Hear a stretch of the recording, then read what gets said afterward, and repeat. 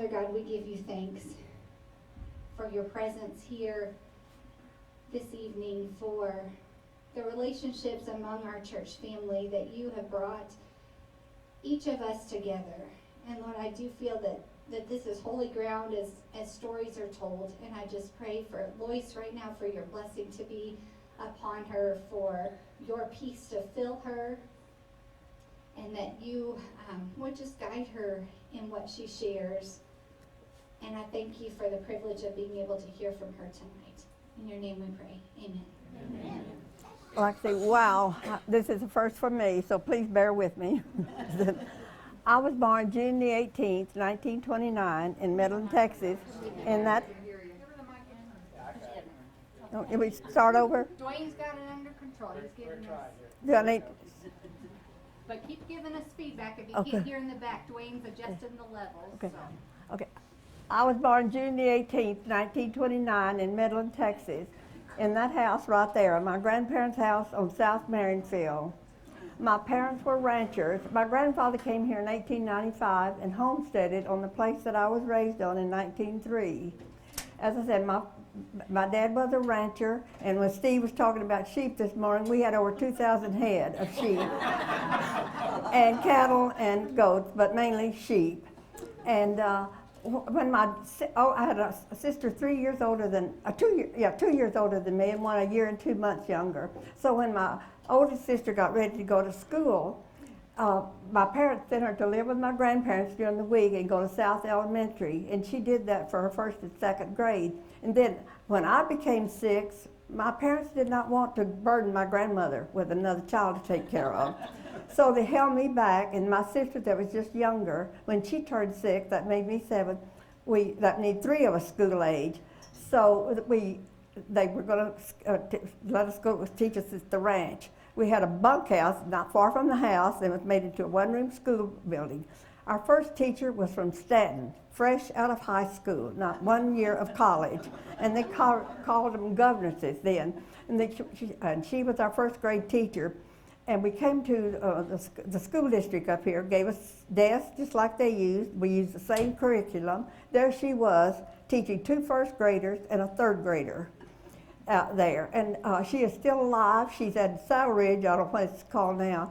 And she's over 100 years old. She was 100 last summer, our first grade teacher. And she told me, she's just as sharp as she can be, and I was visiting her not too long ago, and she told me she made $23 a month in room and board. So we did this for 5 years. We had a different teacher every year. I guess, I don't know why, but and none of them had been to college. But we had to come to school, come to Midland once a month and make sure we're up to, with them and not behind. We had to come in and take their tests and final exams. And we liked coming into town because we could swing and slide. Because there was, on the school ground, all they had was slides and swings, but that was more than we had at home. So that was a thrill once a month to look forward to coming to town, to go to school, visit. And then after that time, later on, after we had teachers, my dad bought a house at 1305 West Illinois, and we moved into town to go to school. And but when Friday came, back to the ranch it was. So I really didn't have any growing up. My parents read us Bible stories. We said prayer, now lay me down to sleep every night, that prayer and everything. But I didn't get any, we were too far from town to come in. I do remember 1 or 2 times we did come in, and I heard Bob mention it, the red brick school, a church building, and it was down in a basement where I went to a Sunday school class. But probably that whole time was only 2 or 3 times in my life then, till we moved into town. And World War II had started too about that time, and Midland had the world's largest bombardiering school out here at the airport. And the government came and asked my dad if they could put a bombing target on the ranch. So we had about a mile east of our house was a lake, but it was dry lake. It didn't get water when it rained. But on the other side was a hill, and they leveled that off and they used dirt to make the outline of a battleship and then whitewashed it. And then further on down in the section was another target but we had bombs going out there day and night. They weren't loud, but they were, I think my brother said maybe 6 pounds of powder in them or something. I'm not sure, but you could hear those bombs practicing. They missed the target a lot too. I heard my dad say many a time that we had a windmill north of there, and I think they aimed at that more than they did the target. And everything. But that was quite interesting. And I know when we did come in and move into town and go to Sunday school, start church, there were a lot of China was our ally then, and we had a lot of Chinese soldiers I'd see them in the audience out there, in the sanctuary. And I remember that. And then, like I said, we moved into town and went to, graduated from Midland High, and then I went off to college in North Texas at Denton. And then when I came home that summer, my sister and I had gone all through school together, and it was good in a way, but everybody thought I failed a grade, and they couldn't understand why I was, we were the same grade, and yet I was older, and I always had to convince somebody I hadn't. But anyway, so she went to a different college than I did, and when we came home that summer, we were able to get a summer job, and that was the first time we'd ever had a job, especially with a monthly paycheck. We were working for 3 geologists, cutting samples and plotting logs, and that was interesting because the geologist would let us look at the microscope and he would say, there's a trace of oil in this or this and that, and then he'd put it down. And so we did that summer, and that summer I met my husband. He was originally from Dallas and had been in 3.5 years I did not know him, but 3.5 years in the Navy. And then he had finished his schooling at SMU and was out here working for a geophysical company. And like I said, I met him then. And then when got time to go back to college, well, my sister and I liked his paycheck. So we convinced my parents that not to make us go back to school, that we'd go back the next semester. Oh, okay. Daddy said, well, I think you really need an education. You never know when you might need it. And but we talked him into letting us stay out. Well, then when next semester came, well, same story. we did not go back to school, so we ended up then working a year for that. In the meantime, Jerry had been transferred to Billings, Montana with this geophysical crew. So that summer, since when you work on live on a ranch, you don't get vacations. And so my sister and I had this paid vacation. Daddy bought a new car, so I planned a trip to Yellowstone National Park because Jerry was in Billings, Montana, and I knew he could come over and I could get to see him because we'd been riding back and forth. And so I got to plan this trip to Yellowstone, and I did get to see him. That's the year he asked me to marry him. We'd been knowing each other for a year, and he asked me to marry him. But he said it'll have to wait another year or so, and that's fine. So he went on back to work, and then we came on back home by the way of Grand Canyon and home, and I continued working. And then he decided he didn't want to stay with that geophysical company, and he'd always worked. He was a Sea Scout in Dallas, and had always worked at scout camps and done this and that. In the summer, worked his way through college, working at Wee Wisdom there in Dallas and Possum Kingdom, and he got to know some of the scout executives, so he thought he wanted to become a professional scout, do professional scouting. So he went off to school in New Jersey for a couple of months and trained and everything, and then came back, and he was assigned out of the Abilene district and had the little town of Coleman that he had. And so we planned our marriage and married in August then of 1950. Dr. Howard Hollowell married us in the chapel over here. Well, not the chapel, the sanctuary, and everything. So then I moved to Coleman because he'd been there about 2 months. But the district he had from Coleman, he had Talpa, Putnam, Santa Ana, Winters, and Coleman. So you could imagine these little small farming towns. And to try to get scouting started there, scout troops, to get committees started and everything, it was just too more than that just wasn't his thing, he realized. So he quit after a year and a half. Well, I said I lived there, and then I worked at the First Methodist Church there as a secretary. Am I talking too fast? My brother told me I talked too fast. Anyway, as a secretary there for a year and a half, because there weren't many jobs. And then when he decided to quit that, well, we still had the house on Illinois Street, because in the meantime, I had two brothers, and so my parents were going to move to Kerrville, so my two brothers could go finish school down there. And still had the ranch too and everything, but the house was just empty on Illinois Street, so we had a place to come to. And so we moved back here and immediately joined First Methodist Church, the Mr. and Mrs. Sunday School class with Paul Hicks as their teacher. And Bob and Ellen Booth were in that class. And Johnny Annette Casey. And but anyway, we joined that class, and he went to Humboldt then to work, because he had hired right off in the engineering department. So he went to work there, and I got a job as a secretary for an independent oil company. So then he wanted to be in scouting. That was his thing, was to help boys. So he came, the scout troop was already going on. It was, Ole Hedrick was the scoutmaster. And so he ended up being the scoutmaster there for all those years. He had, that troop was so successful, everybody wanted to bid. It was one of the largest scout troops in Midland. It wasn't just Midland Methodist, it was from all denominations. But Jerry said the success of that scout troop was because of people like Kay Baker's and Pat's father, Dwayne Johnson's father, Frank Shepard, different ones. These fathers, the cooperation he got from parents was just overwhelming, and that's what made the scout troop. And Jerry loved working with those boys, and he took them camping every month, every weekend, one weekend out of every month. They went to scout camp every summer.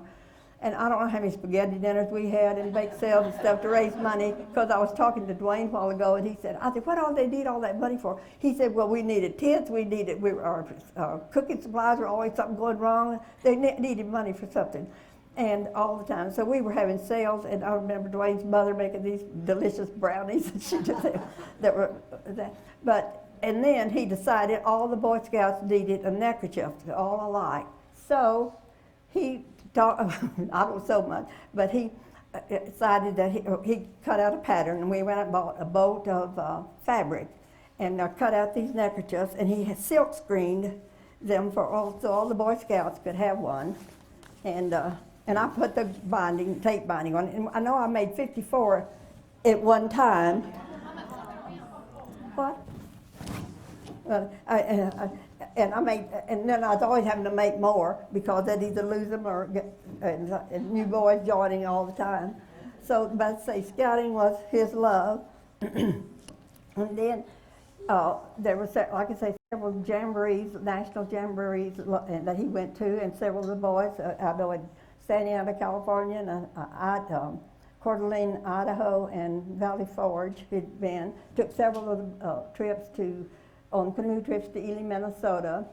And then in 1963, they had a World Jamboree in Athens, Greece, and the International Scout Office in New Jersey, they said they needed 35 leaders from the United States to go and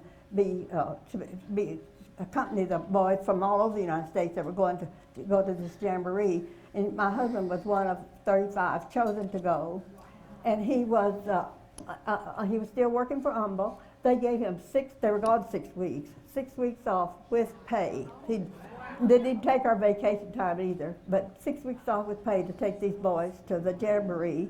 And then they toured Europe, several countries in Europe when he came back. But Humboldt did that even when he took the boys to scout camp in the summertime.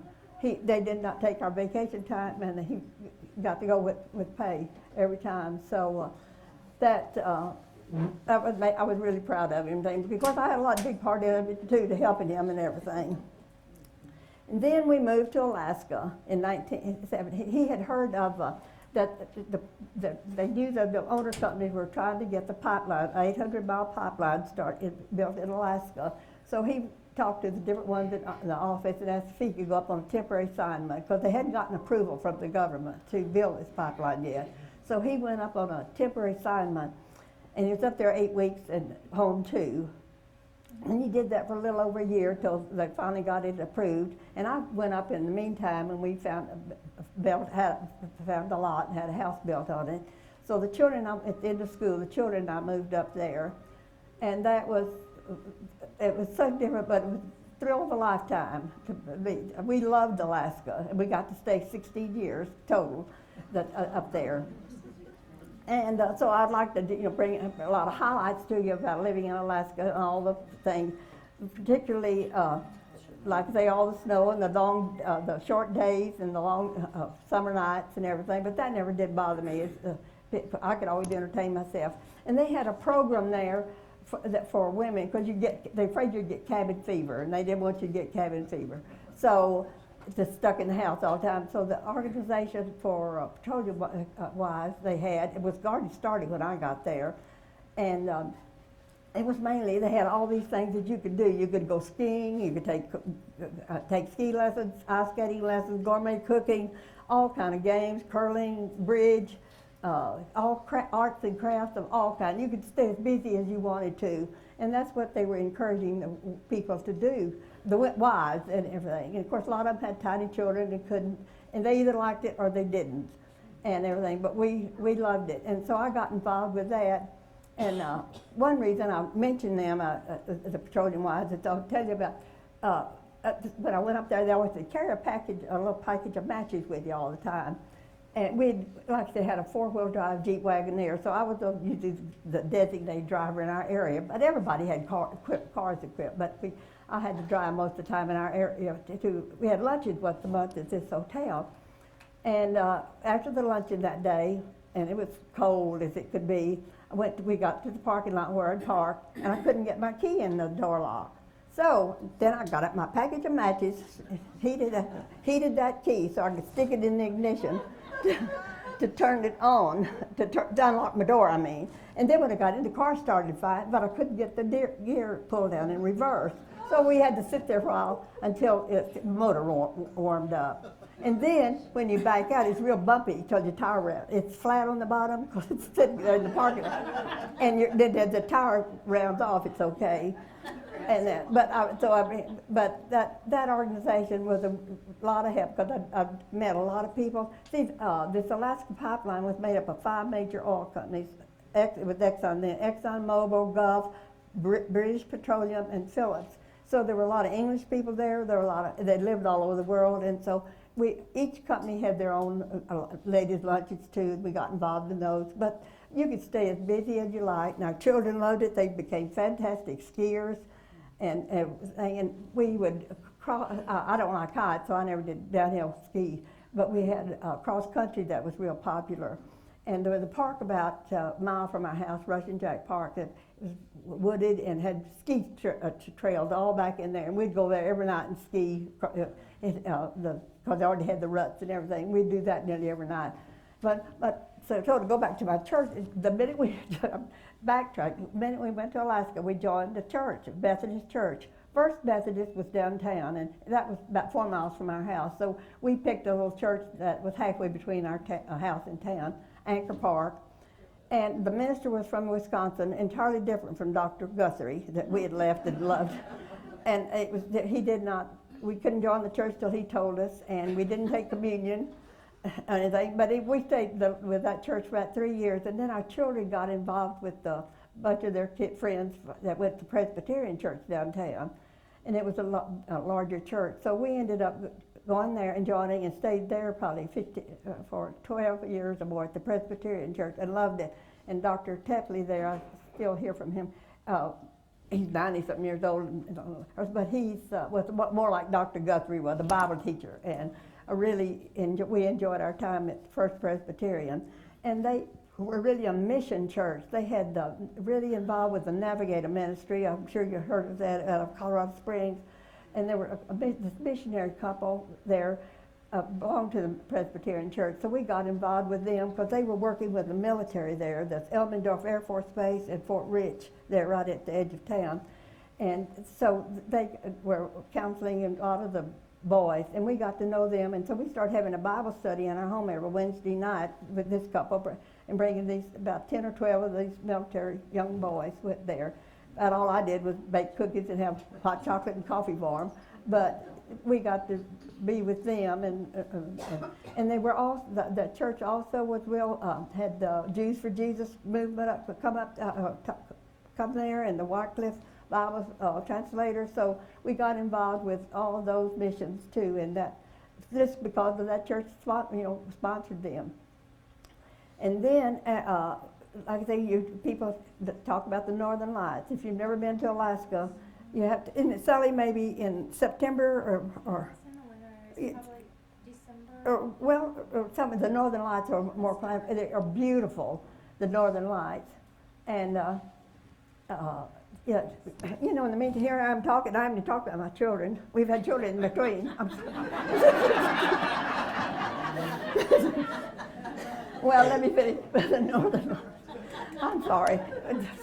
The Northern Lights are beautiful, and everybody in the neighborhood said, now if they're out late at night and you're up, it's them call us. So if the phone rang late at night, it didn't scare you or anything, because the lights were, Northern Lights were out. We'd had a big deck off of our house, off the dining room, we'd split level, and we'd all put on our clothes to go out there and watch them swirl and dance. They're the same color like the rainbow, but they cover the whole sky. It's just beautiful. You can't describe the beauty of that. And so before I go on with Alaska, let me go back and bring my family into this. Okay, as I say, Jerry and I, in 1957, we did not have any children. We'd married in 1950.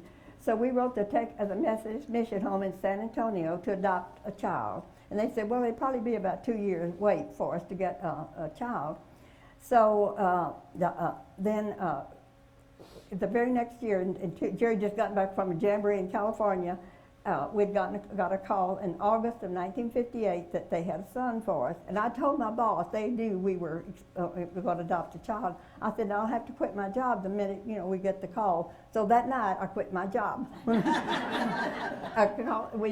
We were called to San Antonio to go pick up our child, this little boy that's 7 days old.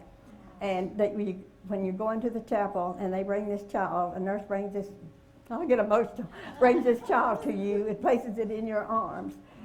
You are so blessed and know that, and you say, how can this mother give up this beautiful little child that she's giving me? And then in May of 1960, we got our little girl from the Methodist Mission Home, and she was 9 days old. And then we had heard that the Gladney Home was letting, a few of their families were getting 3 children. So we wrote the Mission Home and asked them if there's a chance we'd ever get a 3rd child. And they wrote us back and said, a few of the families, yes, we will, and you qualify. So there's our 3rd child. And she was born in 1964 and everything. So we have been tremendously blessed with our children. We have 4 grandchildren and 3 great-grandsons and everything. But so now I'll go back to Alaska. I forgot. I knew I'd do this. But we had earthquakes, yes. I was going to tell you about an earthquake we had that, well, we had several in your house just kind of give a heave and everything. But I guess the strongest one we had, the children were downstairs. We had a den down there with a pool table, and they were downstairs. And our son's room was upstairs, and his bed was right underneath this window, and I was lying on this bed reading a book, and he had a big window above that, and all of a sudden I heard this noise, sounded like a freight train coming through the house. It's just the awfulest noise I'd ever heard, and I looked up, and the wall, that whole wall just swung in like that, but yet it did not crack. I still to this day, and I know I saw that wall sway in. So I ran downstairs to see if the children were okay, and they said, oh, yeah, they were. And about that time, the telephone rang. And it was Jerry, and he's in Fairbanks. It was coming back from Fairbanks. And I said, he said, are you okay? And I said, yes. I couldn't imagine why he was asking now, so he wasn't there. So he said, the pilot just came on and said, Anchorage had just had a strong earthquake, and I was just worried about you. And I said, we're okay. He said, well, they told us we may have a little trouble landing because they had to check the runway out before they could land to make sure it didn't have any cracks in it. And they also had to check the runway out several times before we had. There's a moose on the runway and they couldn't land. He did call me and say, I'll be late getting, because we're circling out here waiting for them to get the moose off the runway. And then another time, I was downtown with our daughter, my other daughter, and I was driving home, and all of a sudden I saw these telephone poles and the power lines just swaying back and forth, and it scared me to death. But we made it home okay. But that wasn't a thing. But the strongest was the one that when I went home. But you could always tell we had a chandelier in our entry hall, and the light would just begin to sway, and you knew we had a slight earthquake or something. But it got where I didn't worry about it or scare me or anything. And then there was we had a Nordic ski club organization there that we belonged to. It's cross-country skiing and everything. And so they would about every other year have a train trip to this glacier called Grandview, which was between Anchorage and Whittier, so those of you who have been to Alaska. And so we'd met this colonel and his wife from Texas out skiing, and they belonged to the Nordic Ski Club. So we would go on this train trip, and the night before we'd go Kentucky Fried Chicken, get a bucket of chicken and everything to go. And we had space blankets, and here this train would go down the inlet, the railroad track would follow the inlet circle, and then cut off out to the middle. It was about a 2-hour train trip. We were going real slow on the, and out in the middle of nowhere, they stopped, and everybody gets off the train and gets their skis, and we all ski around. The glacier's about a mile from that. I never did ski up to the glacier, but others did.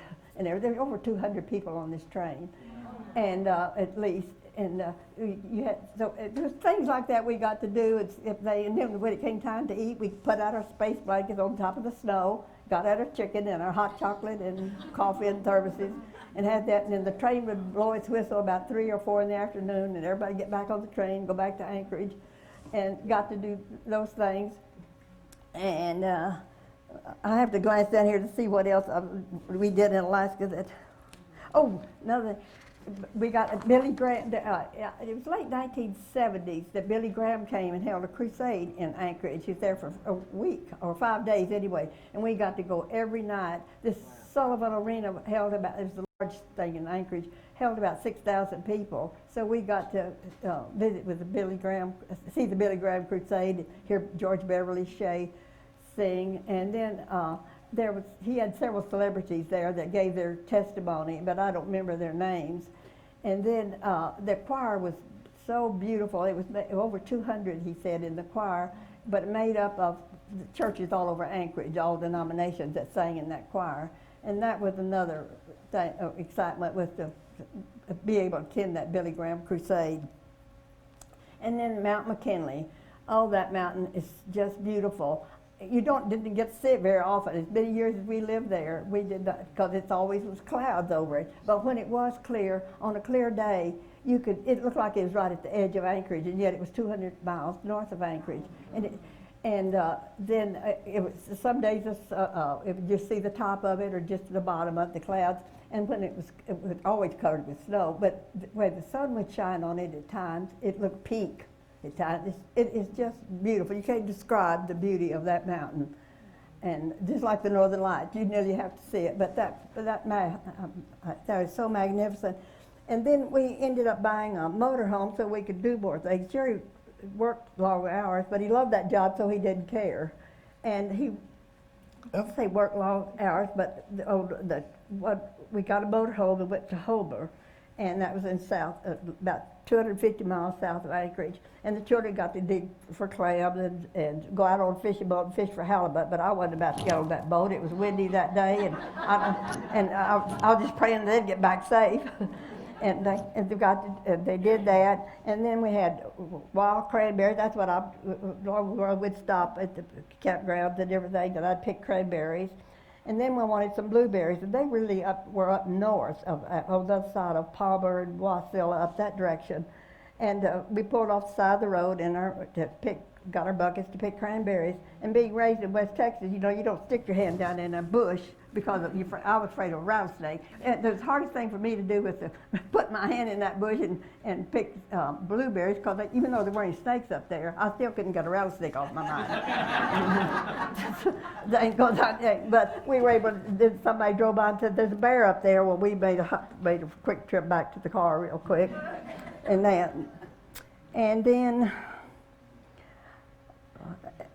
then we sold, like I said, and then we sold our house and bought a condo then, because we wanted to go. We left 2 children up there when we moved back here, and we went back 2 or 3 times every year.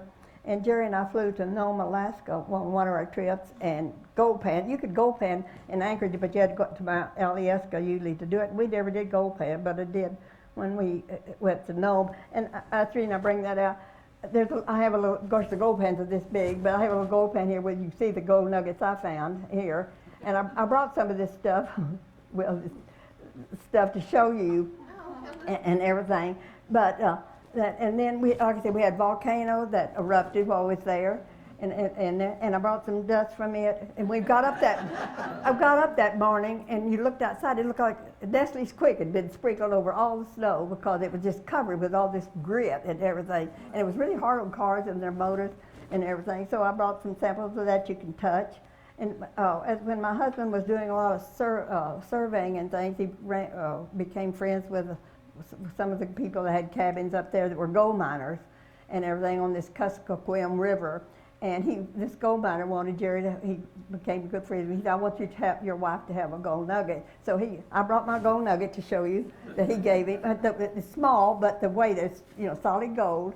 And I'll be glad, I want y'all, those that want to come up and look at it, but it's, like I said, it's tiny, but it's heavy. It's a little gold nugget there. And then this basket here, this black one, it's called a baleen basket, and it's made from the lining of a whale's mouth. And this is ivory in the lid. And inside, there's a side by the Eskimo that made this. I can't pronounce his name, but he made Barrow, Alaska in 1973. And another thing, I need to say, Exxon wanted sent all the wives to see the North Slope, because that's where your husband would work, and they thought the wives ought to see that place. So they took all of us up one time. We landed in Barrow and then went on over to Prudhoe Bay. But we saw where Will Rogers and Wiley Post plane had gone down, had a flag out there for that. And got to see the Arctic Ocean, because Barrow's right there on the Arctic Ocean. So that's where this native was from Barrow that made this one. And these little mucklucks are made, you see the fur. Any child could wear these, but the natives, but it's the fur they used and everything, and I just brought those. And those are Eskimo thimbles down there. You see, that's what the Eskimo used to, and that's made from the lining, from the nose of a seal. And that's their thing. And then, of course, the stories of the pipeline. You can see the animals could get up on the pipeline. And then the baskets, they make a lot of baskets out of the. And these are called the yo-yos, and I'll get Sally to show you how children played with the yo-yos. And I'll keep talking while she does that. But anyway, we moved back to Midland then in 1986 and joined First Methodist Church and joined the Homer Fort Sunday school class. And there were like 120 people in that row, and they're not all, but it was a large class called Kay and mother and dad read it. And the first summer we were here, we had a contest, and out on the side we were on Lost.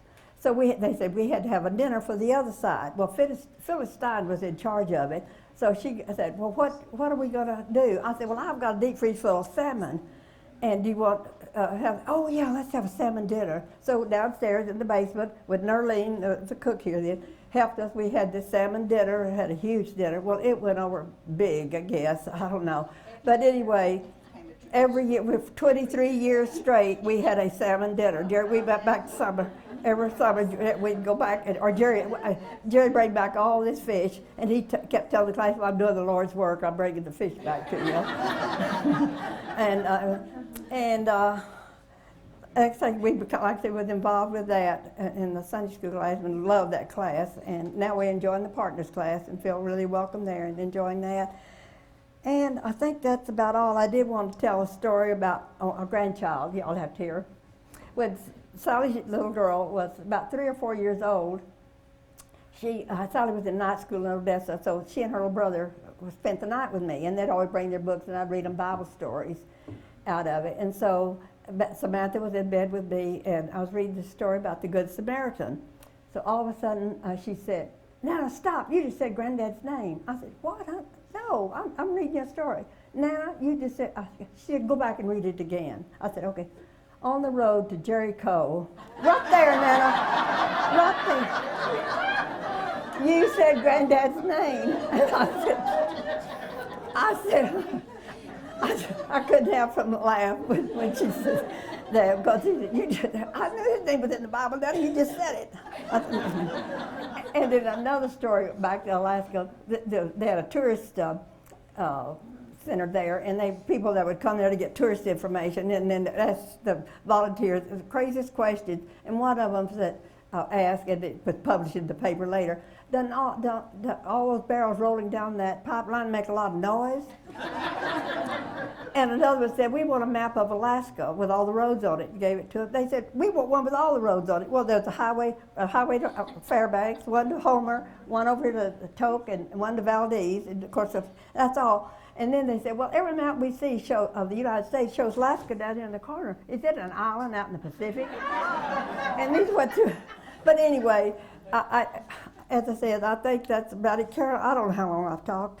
Probably, but I may have left out some stuff. But it was fun in a way going back and thinking about all the experiences in Alaska that we would not have had, and thoroughly enjoyed. And as I said, I had 66 years. I talked about my husband a lot, but it was 66 years of my life with him. I lost him a year and a half ago, or nearly 2 years ago. So, and I just thank y'all for putting up with me.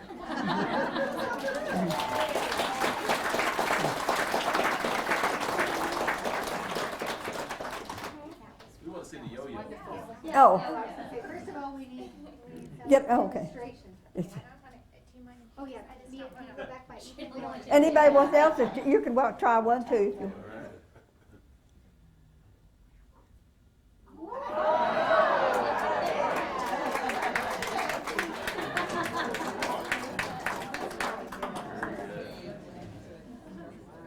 Well, I was curious after you mentioned the curling. I have seen so much curling on the Winter Olympics. Did you ever try that? No, I couldn't even stand up on skates, let alone. I tried it. No. Pretty interesting. Okay. Well, I want to ask you, did any questions emerge from you all, first of all, and then I have a couple for her, but you may have something that directly ties into what Loyce shared that you were curious about. I'll let you ask first. I wanted to tell about meeting President Reagan. Oh, that's right. Oh, yeah, I forgot. Thank you, Patty. Oh, yeah, that was another honor. And he took Sally out of school. I heard that President Reagan was going to be in town, so I went down to the hotel and to meet him. And I'll just go ahead and tell you the whole story.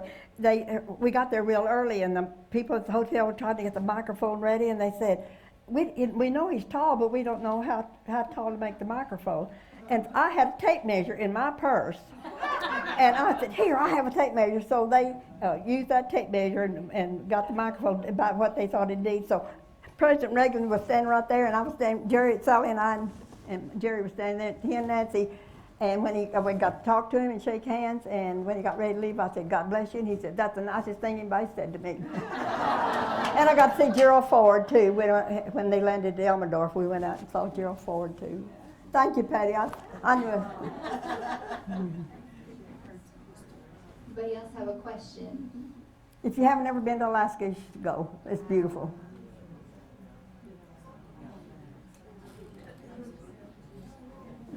What's the diameter of the pipeline? 48-inch pipe. 800 miles. Some of it's buried, some of it's above ground.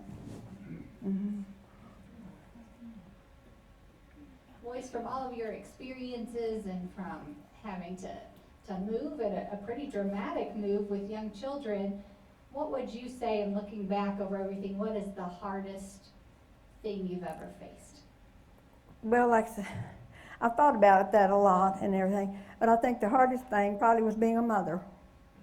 The hardest job I ever had, but it's the most rewarding job I ever had. So going through life, it was just a blessing. But as I say, you try to be the best mother you can, and you still make mistakes. But I feel like that was a hard job, but like I said, most rewarding. That's a good answer and a good encouragement to us mothers who are in the midst of making lots of mistakes and being difficult. Just remember, it's worth it. Yeah, it is. It's worth every bit of it. Wouldn't take for it. Yeah, we were blessed with 3 children, and we thank God every day. I asked Bob this last month, and so I want to ask you as well, for our younger generation that we have here, we have some in the back too. What are 2 or 3 things that you might share about life that you wish that you might have known?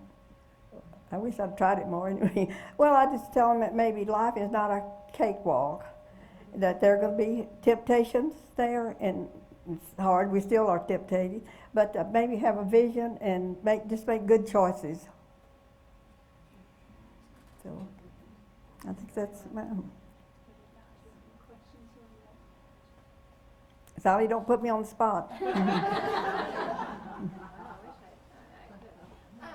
you talk about how we had, when we did our, you talked about the ski trip, but what she didn't tell you was when we came back on the train. Oh, that's right.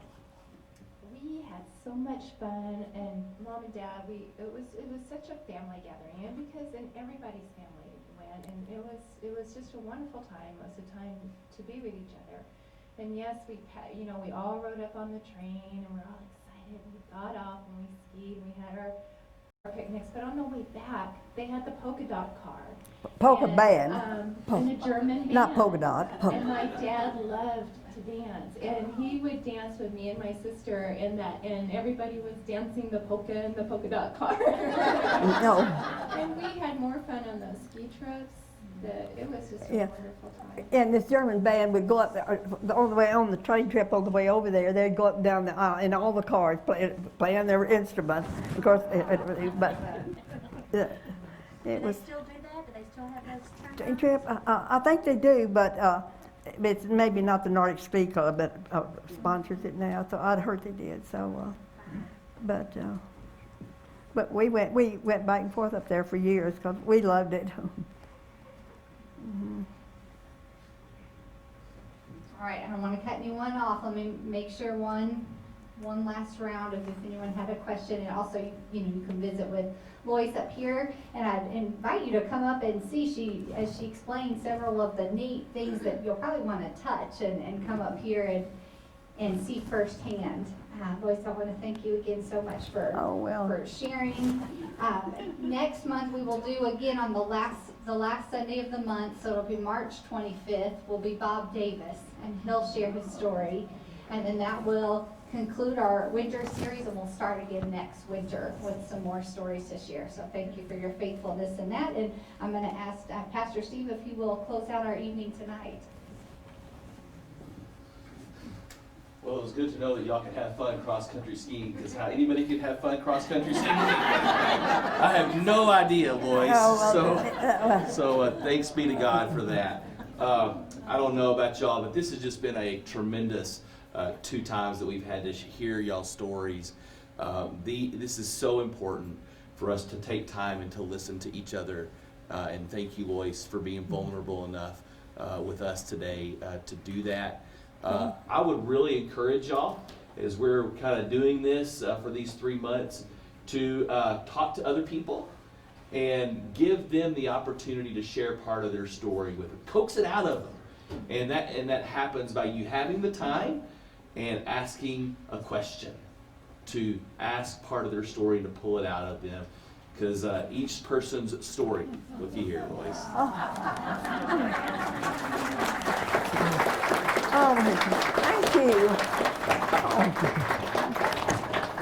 So thank you again. So let's have a word of prayer, and y'all come up and give Loyce a big hug after we're done.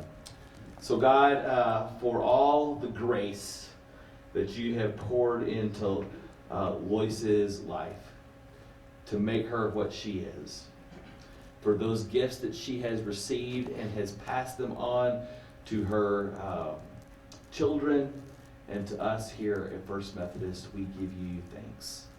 Lord, I pray that we will join Loyce and that we will be vulnerable with our stories. And Lord, as we hear what's going on in each other's lives and what is making us, thank you that can be a means of grace in our lives too.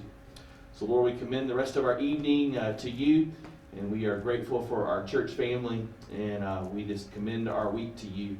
Pour out your blessings upon us so that we may continue to be a blessing to others. In Jesus' name. And everyone said, Amen.